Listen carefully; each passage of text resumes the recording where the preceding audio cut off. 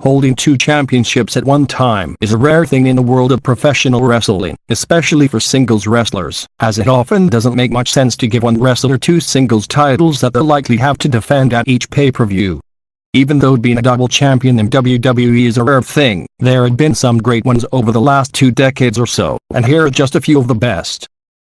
Number 10, Batista, WWE World Heavyweight and Tag Team Champion. Shortly after winning his first WWE World Heavyweight Championship by defeating Triple H in the main event of WrestleMania 21, the recently retired future Hall of Famer Batista became one half of the WWE Tag Team Champions alongside Rey Mysterio. This was the first and only time that Batista was a double champion, as WWE's primary focus with the Animal during his years in the company was to push him as a solo wrestler, which makes sense based on his look and skill set. But with that being said, Batista and Mysterio probably would have been an incredible team if they had continued to work together for a significant period of time. Number 9, Kurt Angle, Intercontinental and European Champion. Kurt Angle accomplished quite a bit within his first year on WWE's main roster, with one of the most significant accomplishments being that he held both the European and Intercontinental Championships simultaneously. Of course, our Olympic hero would go on to accomplish bigger and better things in the company, but for someone who is a rookie on the main roster, it's pretty hard to have a more impactful first year in Vince McMahon's company. During his run as the double champ, Angle proved that he could, in fact, be an incredible WWE World Heavyweight Champion in the future. Number 8, The Undertaker, WWE and WCW Tag Team Champion. After WCW was bought by Vince McMahon, all of the company's titles and champions were introduced on WWE main roster, and alongside his storyline brother Kane, The Undertaker was able to become one half of the WWE and WCW Tag Team Champions. The Brothers of Destruction's reign as the double champs wasn't a long-term thing, but for a period of time they were being treated as the most dominant tag team in the entire company.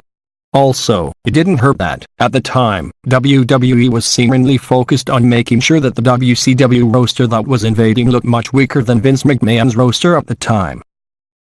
Number 7, Shawn Michaels, WWE and European Champion.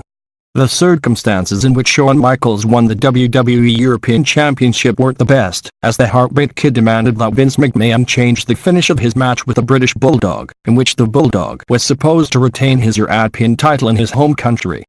But that didn't end up being the case, as McMahon agreed to put the title on Michaels. Less than 2 months later, another horrible set of circumstances came, as Michaels defeated Bret Hart for the WWE Championship in a match that would later go on to be known as the Montreal Screwjob. Eventually Michaels ended up losing one of his 2 titles, that being the Euro title, to Triple H in comedic fashion. Number 6, Steve Austin, WWE and Tag Team Champion. Even though he ended up being the biggest star in the history of WWE, Steve Austin only held 2 championships simultaneously once, and that was during his heel run back in 2001.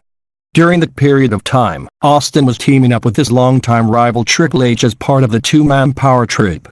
While WWE probably had big plans for the duo in the future, their reign of terror was cut short due to Triple H tearing his quadriceps muscle during a tag team championship defense against Chris Jericho and Chris Benoit. As a result, WWE ended Austin's heel run shortly thereafter. Number 5, Triple H, Intercontinental and Tag Team Champion. If Triple H were paired up with anyone else during this period of time, then he might have held both the WWE and Tag Team Championships at the same time, but due to the fact that he was being teamed with Steve Austin, who was the company's biggest star, meant that he'd have to play second fiddle to the Texas Rattlesnake. Triple H's run alongside Steve Austin didn't end up being a long-term thing, as the game was injured during the match, where the duo lost the Tag Team Championships to Chris Jericho and Chris Benoit, which is widely believed to be the greatest match in the history of Monday Night Raw. Number 4, John Cena, WWE and Tag Team Champion. Even though John Cena has held more gold during his time in WWE than almost any wrestler in company history, he only managed to be a double champion once, which was back in 2007. At the time, Cena was the WWE champion, and he was feuding with Shawn Michaels, who was set to challenge him for the title in the main event of WrestleMania 23. But, prior to them having their showdown of WWE's biggest show of the year, Vince McMahon decided to make the rivals the Raw Tag Team Champions. But, less than 24 hours after the match at WrestleMania, the team lost their titles in a battle royal to Jeff and Matt Hardy.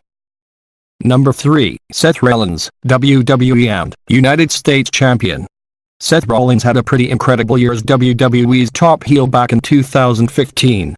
He first won the WWE World Heavyweight Championship during the main event of WrestleMania 31, where he cashed a Money in the Bank contract in the closing moments of the Brock Lesnar vs. Roman Reigns match.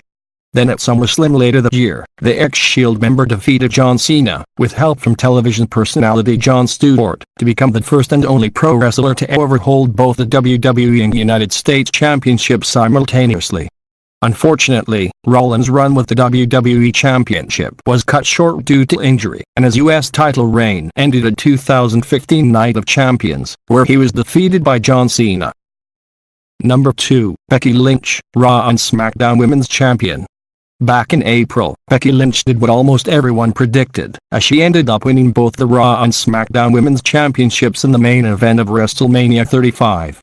According to multiple reports, the original plan for WrestleMania 35 was to have Ronda Rousey go one-on-one with Charlotte Flair, but WWE was forced to change the match due to the meteoric rise of the man.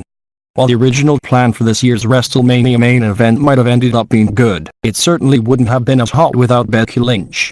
Later she lose the SmackDown Women's Championship, but as of now, she's the best double champion that WWE has had in several years. Number 1, Chris Jericho, WWE and WCW World Heavyweight Champion. It's hard to put anyone else above the first ever undisputed WWE Champion, especially when you consider the fact that Chris Jericho beat two of the biggest superstars in WWE history on the exact same night to do so. Back at WWE's Vengeance pay-per-view in December of 2001, Vince McMahon wanted to unify the WWE and WCW World Heavyweight Championships, and in order to do so, the show featured 3 title matches, 2 of which would decide who would be competing in the show's main event for both titles. First, in the show's second-to-last match, Jericho defeated The Rock for the WCW title, and in the main event, he defeated Steve Austin for the WWE title. He then went on to lose the undisputed title to Triple H in the main event of WrestleMania 18 roughly 4 months later.